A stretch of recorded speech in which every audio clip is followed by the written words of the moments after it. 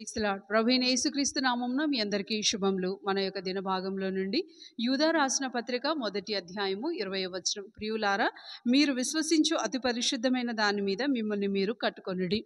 మనము శారీరకంగా దృఢంగా ఉండాలంటే మనల్ని మనము పరుగు పందెంలో ఇంకా బాగా దారుఢ్యంగా ఇంకా బలంగా పరిగెత్తడానికి మనల్ని మనం ఆరోగ్యకరంగా ఉంచుకోవాలంటే కొన్ని ఎక్సర్సైజెస్ తప్పనిసరిగా ఉంటాయి. కానీ ఆ శారీర దారుఢ్యమే కానీ ఆ పరుగు పందెంలో మొదటి భాగంలో రావడం అనేది ఒకేసారి జరిగేది కాదు. చిన్న చిన్నగా మనం ప్రయాస పడిన కొలది, మనం దాని మీద ఎఫర్ట్స్ పెట్టిన కొలది మన శారీర దారుఢ్యం మారుతూ ఉంటుంది.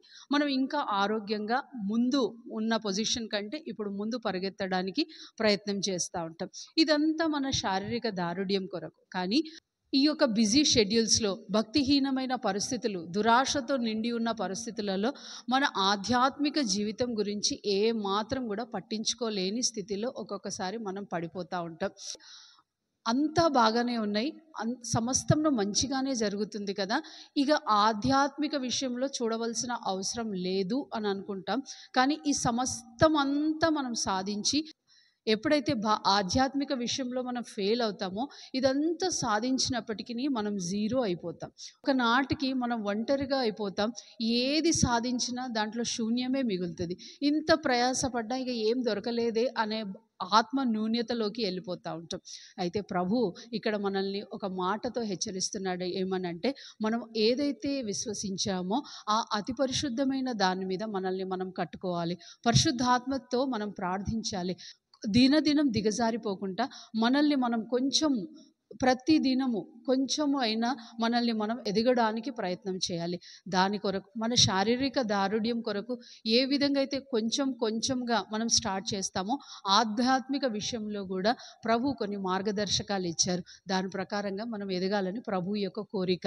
ప్రతి దినము ఆయన లేఖనాల దగ్గరికి వెళ్ళాలి. ప్రతి కోణం నుండి ఆయన మనతో ఏం మాట్లాడాలని అనుకుంటున్నారో మనం దాన్ని ధ్యానించాలి. అనేక సార్లు మనం చింతించినట్లుగా కనబడతాం.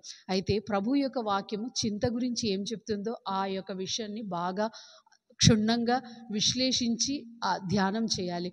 అంతేకాదు, ఒక్కొక్కసారి మనం అనారోగ్యం పాలవుతాం. అయితే దేవుని యొక్క లేఖనాలు అనారోగ్యం విషయంలో ఏ విధంగా అయితే బాగు చేయబడ్డారో, మనకంటే మన ముందు మన పితరులు ఏ విధంగా అయితే సమస్తంలో బాగుగా చేసుకుంటూ వెళ్ళిపోయారో ప్రభు యొక్క లేఖనాలని ఆశ్రయించాలని ప్రభు యొక్క కోరిక. అంతేకాదు, ఒక్కొక్కసారి కృంగిపోయిన స్థితులలో ఆగిపో అని అనేక మార్లు ప్రభు అంటున్నప్పుడు దేవుని యొక్క సూచనలు, దేవుని యొక్క ఆలోచనలు ఎలా ఉన్నాయో ఆయన దాని మీద ఆధారపడి మనం ముందు వెళ్ళినట్లయితే ఏదైతే నమ్మామో ఆ అతి పరిశుద్ధమైన దాని మీద మనం నిలబడడానికి, కట్టబడడానికి ప్రభు యొక్క కోరిక నెరవేర్చబడుతుంది. ప్రభు యొక్క ఆశ మనం పడిపోవడం కాదు, కానీ దినదినము కట్టబడాలని, ప్రతి దినము ఒక్క పాయింట్తోనైనా ఆధ్యాత్మికంగా కట్టబడాలని ఆయన యొక్క కోరిక. రండి, ఈ రోజంతట్లో మనం పడిపోవటం దేవుని ఆలోచన కాదు, కానీ కట్టబడటం దేవుని ఆలోచన. ఆ ప్రకారంగా ప్రభు మనకు సహాయపడుగాక. ప్రియమైన తండ్రి, యేసు ప్రభు ఘనమైన నామంలో దేవా, మీరు మా గురించి కలిగి ఉన్న ఆలోచనల కొరకై మీకు వందనాలు. దినదినం మేము పడిపోవు పరిస్థితులలో ఆధ్యాత్మిక జీవితం యొక్క ప్రాముఖ్యత ఎరగక దేవా, మా సొంత విషయాలకి, ఆ మెటీరియల్ బెనిఫిట్స్ కొరకు, మెటీరియల్ థింగ్స్ కొరకు పరిగెత్తుతా ఉన్నాం. దేవా, నీ యొక్క లేఖనాలను ఆశ్రయించుటకు, నీ యొక్క లేఖనాలను అర్థం చేసుకుంటకు మాకు నేర్పించండి.